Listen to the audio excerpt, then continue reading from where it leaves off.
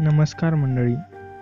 मी आज आपल्यासाठी आपल्या आठवणीतील 6वीतील दमडी हा पाठ घेऊन आलो आहे.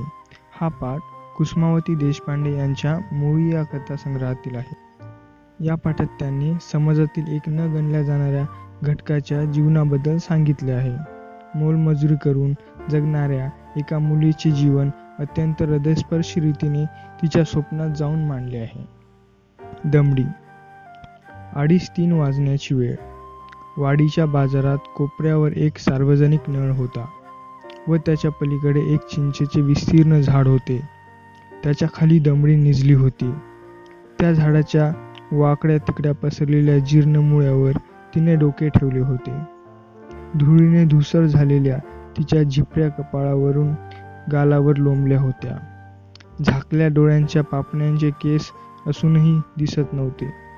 गालांची तर नुसती हाडे दिसत होती. हडकुळ्या खांद्यावरून आलेल्या मळक्या चोळीचे तिचे जेमतेम गाठ मारली होती. कमरेला अर्धेमुरडे विटके लुगडे गुंडाळले होते आणि त्याचा कसाबसा काचा खोचला होता. तिने आपले 10-12 वर्षांचे पोरसवंदाज अंग जमिनीवर टाकून दिले होते. तिच्याकडे पाहिले तर वाटावे की ही केव्हाची गाढ झोपी गेली असावी, पण तसे नव्हते. तिने काही क्षणापूर्वीच अंग टाकले होते. बाजारात ती एका तासापूर्वीच तर आली होती. आपल्या आजीबरोबर ती मोठ्या पहाटेच ठेक्याच्या वावरात गेली होती. तिच्या कमरेएवढ्या उंच वाढलेल्या गवतांच्या पेंड्या तिला बांधू लागली होती. सोनगावाजवळच्या वावरात त्यावेळी कुणी चीटपाखरूही नव्हते. तिच्या आजीच्या सप सप चालणाऱ्या विळ्यांच्याच आवाजात त्या शांततेचा भंग करीत होता. मधूनच एखादा सुतार पक्षी त्याला संत करी. चांगले 2-2.5 तास खपल्यावर त्यांचे भारे तयार झाले होते. ते ओल्या गवताचे लवलवते भारे डोक्यावर घेऊन त्या दोघी निघाल्या होत्या. 2-2.5 मैल चालल्यावर कुठे आजीनं जेलचे नाके दिसले अन अखेर बाजार. तिथे पोहोचल्यावर मात्र आजीने तिला सुट्टी दिली होती. मग आपली भाकरीची गठडी घेऊन ती सार्वजनिक नळावर गेली. हातपाय धुवून भाकरी खायला बसली. एवढेसे तुकडे चघळत चघळत ती भाकरी खात होती. ती एक घास तोंडात घाली व भोवतालच्या साऱ्या परिसरावर आपली नजर भिरभिर फिरवी. जणू त्या भाकरीच्या तुकड्याबरोबर सभोवतालचे सारे जीवन ती तोंडी लावत होती. अर्र, केवढ्या भरदिशी धावतात या मोटारी अन फसदिशी पाणी उडवतात मेल्या. या भाजीवाल्या चालल्या सोनगावच्या तर दिसतात या. होय तर काय, ती नाही का गोप्याची माय. भरली भरली टोपली भेंड्यांनी हाऱ्याच्या वर कशा गोलच गोल उभ्या करून दिल्याय, जसे काही शिपाईच. त्या उडण खटुल्याच्या तळापाशी नाही का उभे राहा सांगीन घेऊन तशा. अन त्या मोटारी तर अशा भारी, अवघा रस्ता भरून टाकतात. बाजूंनी जाणाऱ्या माणसालाही आपल्या वाऱ्याने ओढून नेतात जणू. लोणीवाल्या उतरल्या बरं त्या झाडाखाली निंबाच्या. रामा रामा, केवढा कंकलाट त्यांचा, अडत्यांशी झुंज घालत जणू. आहा, काय न्यारा घमघमाट सुटलाय. तिने मागे वळून पाहिले. तिच्या पाठीशीच सेव भाजीवाल्यांची राहुटी होती.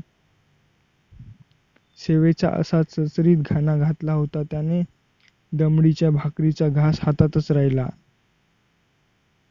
विस्पारलेल्या डोळ्यांनी त्या तेवढ्या अंतरावून त्यांच्या कडेकडे पाहत राहिली. कोणीतरी मुंडा सेवाला बाबा आला. त्याने 2 पैसे दिले. कागदात मूठ भरून शेव घेतली. पलीकडे 4 हातावर जाऊन तो खात बसला. दमडीने सावकाशपणे डोळे वळवले. आपल्या भाकरीच्या फटकुराकडे पाहिले व हळूच हात उचलून तोंडात घातला. तिच्या जिभेवर जणू शेवेचे तुकडेच फिरत होते. भाकरी खाऊन झाल्यावर तिने उठून आपले फटकूर झटकले. नळावर जाऊन कोपरापर्यंत पाण्याचे ओंघळ घळघळा जाईल ती ओंजळीने पाणी प्यायली. फटकुरालाच हाततोंड पुसून चिंचेच्या झाडापाशी आली.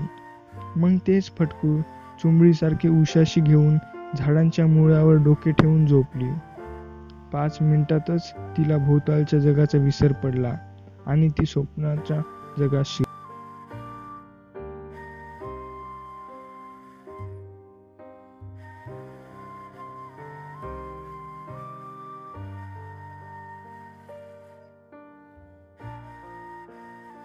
फिरली. त्या स्वप्नात ती अखंड चालत होती, पावलामागून पाऊल टाकत होती. दृष्टीची झेप जाईल तिथवर तिला हिरवेगार गवतच दिसत होते. त्यातून वाट काढत डोक्यावरचा जड लांब भारा सावरत ती एकसारखी चालली होती. बरोबर आजी नव्हती, कोणीच नव्हते. तिने डोक्यावर सहज हात नेला आणि काय मजा. तिच्या डोक्यावर गवत कुठे होते, काहीतरी लांब पिवळे कडक गरम त्याचाच संबंध भारा तिच्या डोक्यावर कोणीतरी दिला होता. आहा, शेव, खमंग कुरकुरीत गरम शेव होती ती. तिच्या डोक्यावर होती. तिच्या हातानेच तिने धरली होती. त्यातील शेव खावी आपण. तिचा हात पुढे सरकला, पण लगेच भान आले की डोक्यावर भारा दुसऱ्याच कोणाचा द्यायचा असतो ना. पुन्हा ती स्वप्नातच चालू लागली. दमडी निजली होती. एवढीही हालचाल होत नव्हती. तिच्या अंगावर चिंचेचे पाने मधून मधून पडत होती. आकाशात ढगांची शिवशिव चालली होती. वाऱ्याचे झोत येत जात होते. मध्येच ऊन पडे तर घटकेत वाटे आता पाऊस कोसळणार. असाच एक थंड वाऱ्याचा झोत आला आणि चिंचेची गार पाने तिच्यावर बरसली. पण तिचा स्वप्नप्रवाह चालूच होता. ती पुन्हा चालत होती. आता स्वप्नात एक थबथबलेला गवताचा भारा तिच्या डोक्यावर होता. पायांत गोळे आलेले, सगळीकडे अंधार, प्रत्येक पावलाबरोबर भोवतालची सळसळणारे गवत. तेवढ्यात तिला त्या स्वप्नात आजी दिसली. तिच्या मागे जायचं ना. आजी तर फाटकातून आत चालली. चला चला, त्या बंगल्यावर चंदी आहे वाटते. दमडी फाटकातून आत शिरली. मागले दार उघडे गेले. दमडी भारा सावरीत गोठ्याकडे गेली. आजी भारे सोडत होती. तोवर दमडी गोठ्याच्या खांबाशी टेकून उभी राहिली. तेथूनच तिची दृष्टी स्वयंपाकघराच्या खिडकीतून आत शिरली. रसरशीत निखारे पेटले होते. त्यांची ऊब तिच्या दृष्टीला देखील जाणवत होती. अरेच्या, कुणीतरी भाकरी भाजते वाटतं. अन भाजल्या जाणाऱ्या भाकरीचा केवढा खमंग वास पसरला होता. तेवढ्यात तिच्यापेक्षा एका दुसऱ्या वर्षानेच लहान असलेल्या मुलीचा आतून आवाज आला. माझ्या भाकरीवर दूध पाहिजे, दूध. पाहूया तरी. पण आजी तर फाटकातून बाहेर आली, म्हणून दमडीही निघाली. आजी मागोमाग चालू लागली. अंधारातून, गवतातून. आता तिला स्वप्नातच कुठेतरी गाव दिसले. सोनगाव का ते? सोन्याचे गाव? मावळत्या सूर्याच्या प्रकाशात चिंचोळ्या पायवाटेने वरवर चालली होती ती. मग शीतळा देवीचे देऊळ दिसले. पलीकडे मारुतीचे. तो पाहतो विठू नारळ फोडतोय वाटतं तिथं. मला दे की रे थोडं. हो तर, तुझ्यासाठी तर फोडतो. खोबऱ्याचा तुकडा, पांढरा स्वच्छ करकरीत. दाताखाली दाबला तर दूध निघतं नुसतं. दमडीनं खोबरे घ्यायला हात चटकन पुढे केला. विठू म्हणत होता, हो हो, हा सगळा तुकडा तुझ्यासाठीच आहे. दमडे घे, सगळा घे दमडे. पण त्याच वेळी दमडे दमडे तिच्या आजीच्या हाका आल्या. भारे विकून मीठ मिरचीचा बाजार करून ती दमडीला उठवायला हाका मारित होती. दमडी जागी झाली. पण तिच्या डोळ्यापुढे ते भाकरीचे, दुधाचे, खोबऱ्याचे स्वप्न तरळत होते. क्षणभरात पडल्या पडल्यास ती आजीकडे पाहत राहिली. आजीने पुन्हा हाक मारली, दमडे, अशी काहून पाहते ग? उठ ना आता. दमडी उठली. आपले भाकरीचे फटकूर झटकून घेतले व ती आता खरोखरच चालू लागली.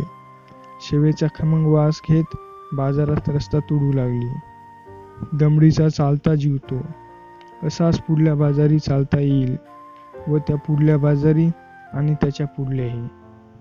तर मित्रांनो, मी आशा करतो की तुमच्या लहानपणाच्या आठवणींना नक्कीच उजाळा मिळाला असेल. आम्ही या चॅनलवर जीवनाला आकार देणारे आणि आपल्याला आठवणीत घेऊन जाणारे धडे आणणार आहोत. तर या चॅनलला सबस्क्राईब करा, व्हिडिओला लाईक करा आणि आपल्या वर्गमित्रांसोबत हा व्हिडिओ शेअर करा. धन्यवाद.